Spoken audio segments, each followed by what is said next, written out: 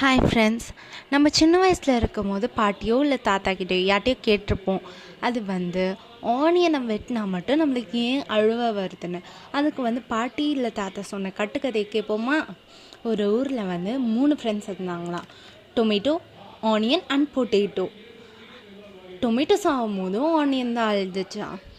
அதே மாதிரி பொட்டேட்டோ சாகும் போதும் ஆனியன் தான் அழுதுச்சான்.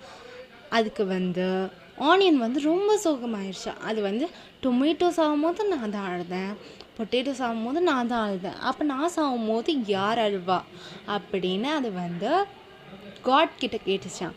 அதுக்கு காட் சொன்னாங்க, அது நான் தான் உனக்கு ஒரு வரம் கொடுக்குறேன் அப்படின்னு. என்ன வரும்னா, டொமேட்டோ பொட்டேட்டோ சாகும்போது நீ அழுத, அதே மாதிரி நீ சாகும்போது உன்னை வெட்டுறவங்க அழுவாங்க அப்படின்னு ஒரு வரம் கொடுத்தாங்களாம். அவ்வளோதாங்க. தேங்க்யூ ஃபார் வாட்சிங்.